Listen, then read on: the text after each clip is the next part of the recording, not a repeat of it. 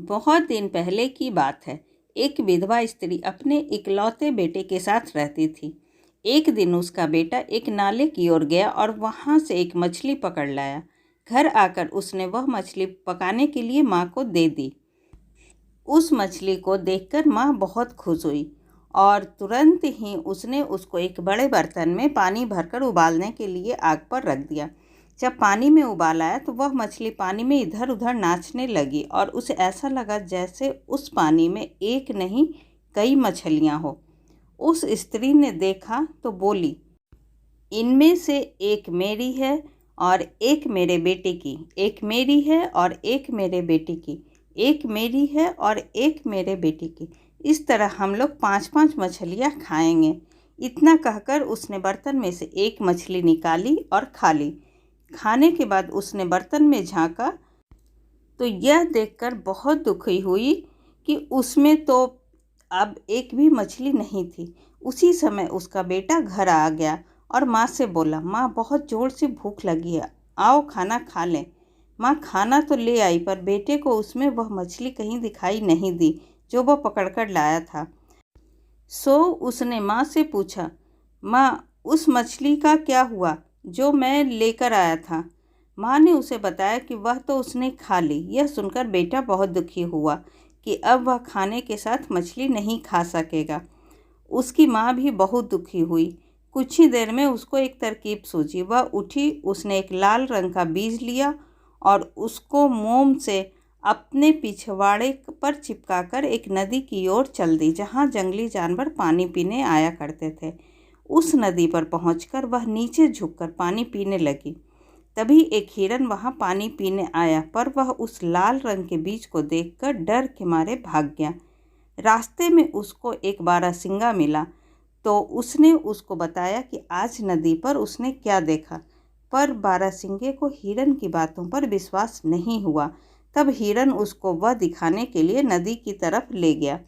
अब लाल बीज तो वहीं का वहीं था, सो उसको देखकर वह बारहसिंगा भी डर गया और वे दोनों वहां से भाग लिए।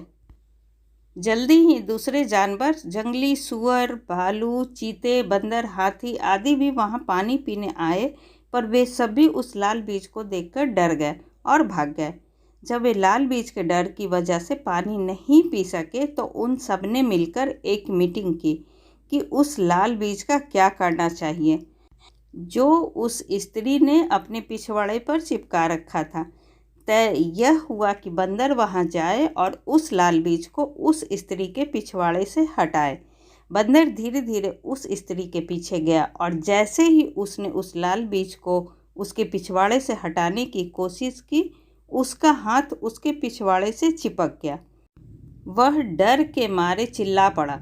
उसकी चीख सुनकर दूसरे जानवर भी डर गए और इधर उधर भागने लगे। इतने में एक हाथी उसी तरफ आ रहा था। सबको भागता हुआ देखकर वह भी दौड़ पड़ा। कई जानवर इस भागा दौड़ी में मारे गए और कई जानवर उस हाथी के पैरों के नीचे आकर मर गए। उधर भागते समय हाथी का पैर एक बड़े पेड़ की जड़ में फंस गया, जिससे उसकी टांग टूट गई और वह भी गिरकर मर गया। वह स्त्री घर गई और अपने पड़ोसियों को बुला लाई। सब लोगों ने मिलकर मरे हुए जानवरों के मांस की खूब दावत उड़ाई। वह सब मांस इतना ज़्यादा था कि आदमियों ने भी खूब खाया और जानवरों ने भी खूब खाया, पर फिर भी वह बचा रहा।